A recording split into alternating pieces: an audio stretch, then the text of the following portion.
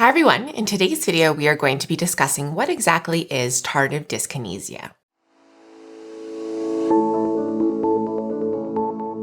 Hi everyone and welcome back to the Living Well with Schizophrenia channel. If you're new here, my name is Lauren and I make videos about what it's like to live with schizoaffective disorder or schizophrenia. And if you would like to see more videos like this one, please make sure to subscribe to our channel. Alright, so just a quick disclaimer before we get into the content of this video that we were compensated by MedIQ, which is an organization that provides continuing education for healthcare professionals such as doctors, pharmacists, nurses, really any healthcare professional, as well as NAMI Maryland. And they were given an educational grant by Teva Pharmaceuticals to carry out this awareness campaign about what tardive dyskinesia is. So I just wanted to quickly let you all know that even though this is a sponsored video from MedIQ and NAMI Maryland, all thoughts and opinions in this video are my own. I have personally experienced tardive dyskinesia as a result of the medication that I take for my schizoaffective disorder. And so it's something that we really, believe in spreading awareness about, and something that we felt would be a really good fit for our channel. All right, so in this video, I'm first going to be talking about what my experiences with tardive dyskinesia have been like. And then we're going to go into an interview with Dr. Citrome, who is a psychiatrist who specializes in tardive dyskinesia, to kind of learn more about what exactly it is, what treatment methods are out there, and how treating it can impact daily life. All right, so just to give a brief overview of what exactly tardive dyskinesia is, essentially it is a side effect of certain dopamine blocking or dopamine affecting medications typically used to treat certain mental illnesses such as major depression, bipolar, schizophrenia. Typically they're antipsychotics. These act on dopamine, and it's basically, facial tics or movements in the body that are involuntary and are as a result of a side effect of the medication that they're taking for their mental illness. So typically people don't really start to notice these symptoms cropping up on themselves until other people kind of point out that they're doing something a little off, or that they have a facial tic or something like that. And this is kind of what happened with me. I didn't know that I was developing tardive dyskinesia until I started this YouTube channel, and people started pointing out tics or mannerisms or whatnot that I had in the comments section, and I started, paying attention more to what I was doing. And it started out with people being really aggravated with me for smacking my lips in the videos. And I didn't know what they were talking about, but a lot of people kept saying it. And so I was like, okay, maybe that's something, but I didn't make the connection that was tardive dyskinesia until later, when I started to exhibit really fast and frequent blinking. And this is something that we get so many comments about. Why is she blinking so much? Is she sending us Morse code signals? And, just like poking fun at the fact that I was blinking a lot. And I started to get self-conscious of this, and I looked into it more. And this is actually a symptom of tardive dyskinesia. And so this is part of my facial tics that I have as a result of the medications that I'm taking for my schizoaffective disorder. And I also noticed that sometimes my mouth will jerk or tick like this typically.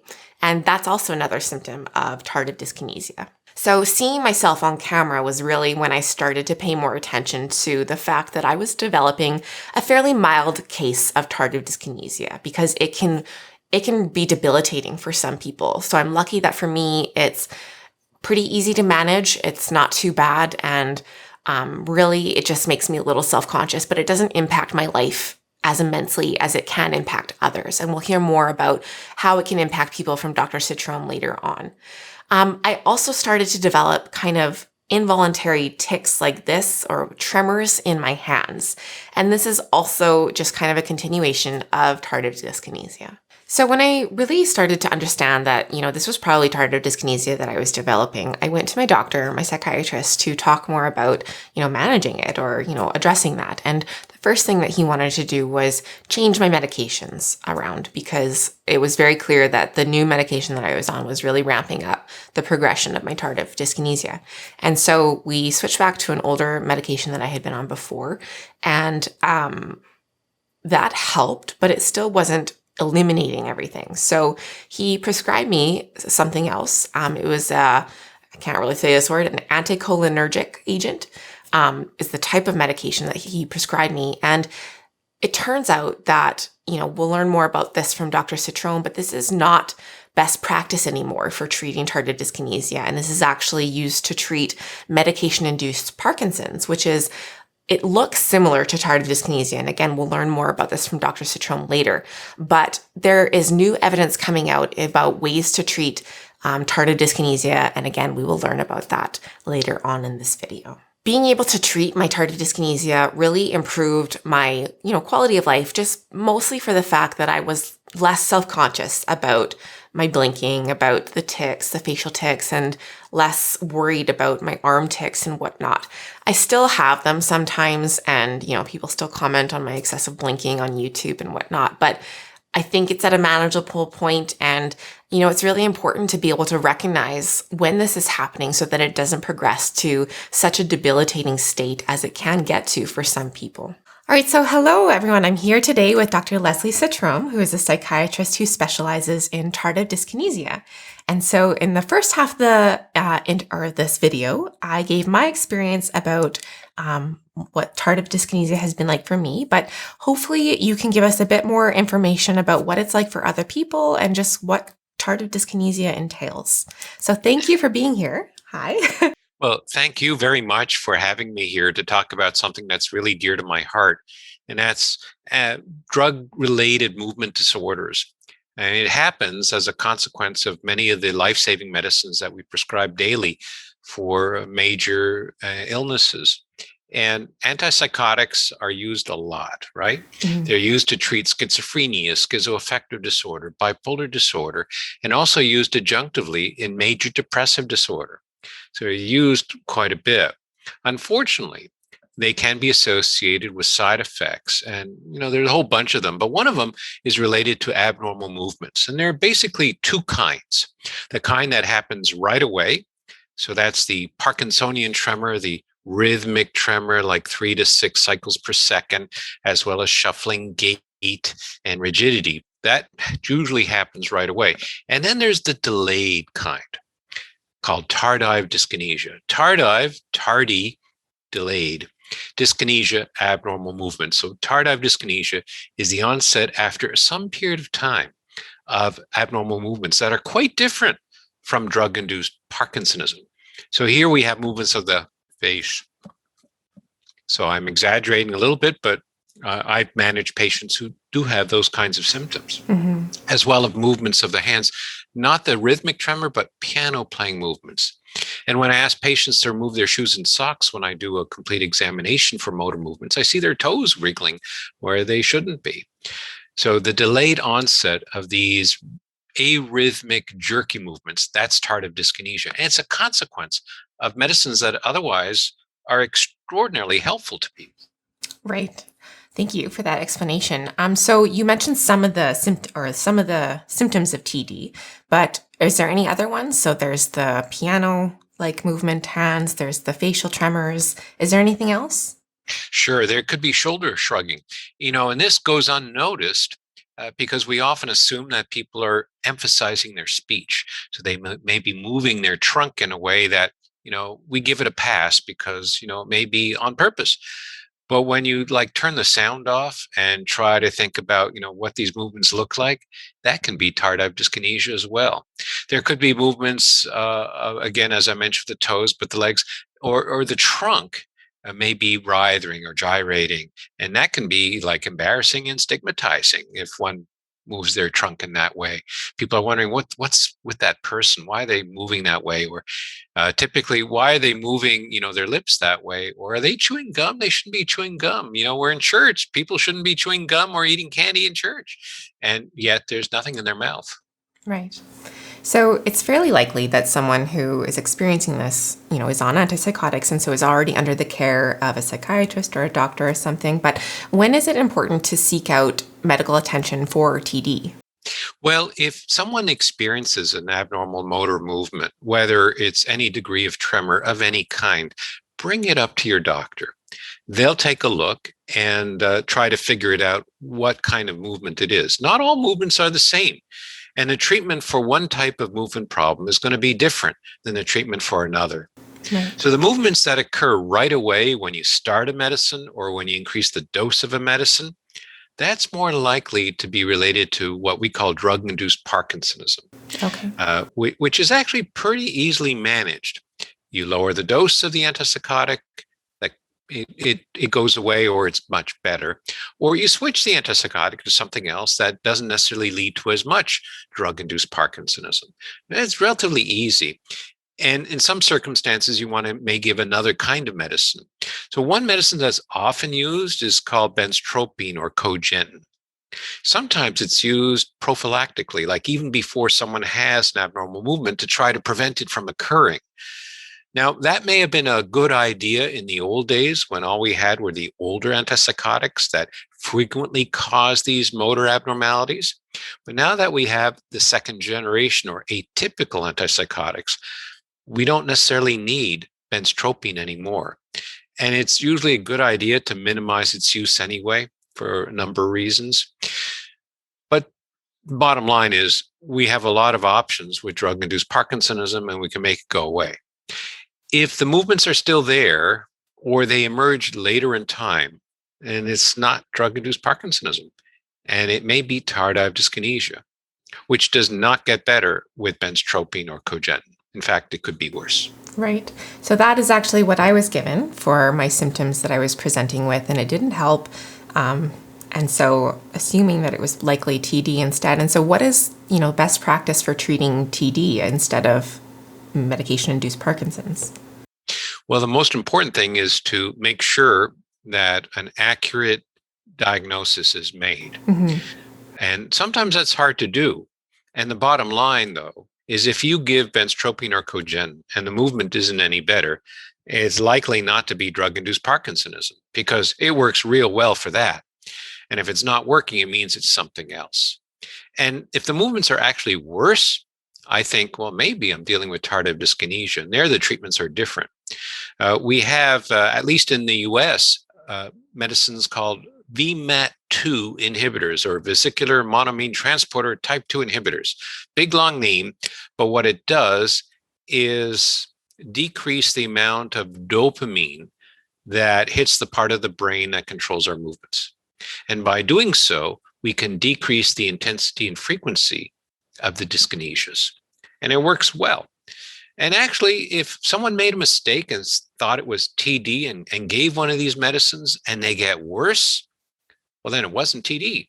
It was probably drug-induced Parkinsonism because these VMAT2 inhibitors actually can make drug-induced Parkinsonism worse.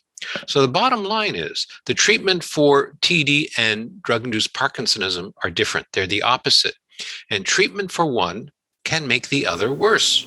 Right. So it's not the end of the world if someone's movements do get worse. It just means a mistake was made, an error was made in terms of the diagnosis, and you go back and you switch the therapy to something that is in line with what the person actually has. So is it a little bit of a trial and error process in terms of treating it, or is there a specific set or a process or, diagnostic criteria for TD? Well, sometimes it ends up trial and error when the movements are very confusing or there are different kinds of movements at the same time. We'll get to that in just a moment. Differentiating between drug-induced Parkinsonism and the Parkinsonian tremor, that's 3 to 6 cycles per second, is very different from the jerky movements of the fingers here, or sometimes people call it piano playing. You wouldn't really be playing the piano. Wouldn't make any sounds, but it looks similar like that. And jerky movements of the face, sticking out a tongue. That's classical tardive dyskinesia. But sometimes that tongue stays in the mouth. And the only time you see it moving is when you do an examination called the abnormal involuntary movement scale examination. And you ask someone to open their mouth, and then you take a look, and that tongue may move like this. And you wouldn't notice it otherwise because it's not leaving the oral cavity. It's staying in the mouth. So it would go completely unnoticed unless you take a look and ask patients to open their mouth and keep it open while you take a look. So this is part of an examination called the AIMS, Abnormal Involuntary Movement Scale Examination, which is very helpful in trying to figure out what the movements are, where they are, and how severe they are. Right. So is that kind of best practice then, that AIMS scale for treat or for diagnosing TD? Well, the AIMS actually isn't diagnostic. It just measures, it looks for, it allows the clinician to look for the movements and assign a score to the severity of the movement. But the diagnosis of tardive dyskinesia means you have to have a history of being on an antipsychotic at some point in the past, if not currently. Okay. And they must have been on that medicine for at least a certain period of time. With older people, it doesn't take that long. So with older people, they can be on it for a shorter period of time and get TD. But for a younger person, at least 3 months. Okay. And it has to be linked together. And if the movement is unclear, it's not characteristic, or that history isn't there, we look for another reason. And maybe a consultation with a neurologist might be helpful in those circumstances. Do you know statistics on, how many people develop tardive dyskinesia who are on antipsychotics, or what the average length of time is for development of it while on antipsychotics? Well, that's a great question. It really varies a lot from person to person. Some people are very vulnerable to developing tardive dyskinesia and can get it within a few months or a year of exposure. And others may be on antipsychotics for 30 years and never get tardive dyskinesia. When you look at the how common it's found, so that's called prevalence, number of cases present today, we would say 30% of those receiving the older first generation antipsychotics have TD that's measurable. Now, it may not be terrible TD, but an expert will detect it. 1 out of 5 or 20% on second generation antipsychotics have TD. Those numbers sound really high, and frankly, I think they are. But if we take a look at only the percentage of those who've only been on second generation antipsychotics, it's about 7%. It's much lower. But then you have to think a little bit here. Who are those folks only on second generation antipsychotics and have never been on the older medicines? Well, they've probably been diagnosed rather recently, like in the past 10 years, and they may not have been on the medicines long enough for tardive dyskinesia to manifest itself. So it's maybe just a matter of time. So ask me again in 20 years, if I'm still practicing, regarding the prevalence amongst those who've only been taking second generation antipsychotics. Now, this gets back to the risk factors. There are basically 2 critical risk factors for developing tardive dyskinesia. One is age. Anyone over the age of 50 is at increased risk of tardive dyskinesia. So if I started prescribing an antipsychotic for the very first time to, let's say, a 65-year-old, just for example, their risk of developing tardive dyskinesia is many-fold higher than if I prescribe this to a 20-year-old. That's a fact.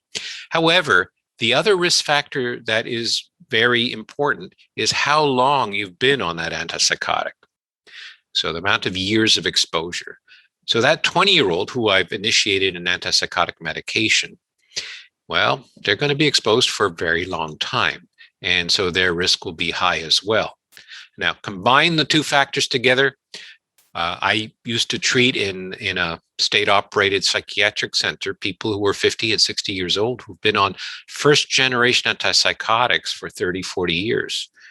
Well, there was a high rate of tardive dyskinesia in that population. Right. So you mentioned VMAT2 inhibitors. Is that fairly successful in treating all kinds of tardive dyskinesia presentation, or are there other treatment options available, such as physical therapy, or something like that, to also help? Well, I think VMAT2 inhibitors are by far the best treatment available today. They work quickly, and as long as the patient continues to take them, it'll continue working. Once they're stopped, though, the movements can come back pretty quickly. They are not necessarily worse than before, but they're back. So this is not a cure for tardive dyskinesia. It's a management tool to suppress the movements, and it does a good job of that without having to alter the dose of the antipsychotic that the person's receiving. In fact, you don't have to change anything else in that person's medication regimen. You just add on the VMAT2 inhibitor. And you see the effects pretty quickly. Within a couple of weeks, you should see a benefit. And this benefit continues over time. Okay. So they work well. They're also very well tolerated. And very few people in the clinical trials actually had to stop because of an adverse event. Very, very few. So well accepted treatment. That's great to hear because, yeah, that's often the case where you treat one side effect with a medication and then there's new side effects. So that's good that it's well tolerated. I guess my final question is just why is it important to get screened for TD and how does treatment, help with improved quality of life? Well, screening for tardive dyskinesia is recommended as part of the new guidelines for the treatment of schizophrenia by the American Psychiatric Association. It was always part of the guidelines, but they really spell it out this time to make sure that it is done on a routine basis in anyone receiving what we call dopamine receptor-blocking agents or antipsychotics. And when you see something, you do something now because we now have options to manage TD. If left untreated, well, for some people, it may go away. And for other people, it doesn't get any worse. But there's those that it becomes a real significant problem. Once other people notice it, it can be quite stigmatizing.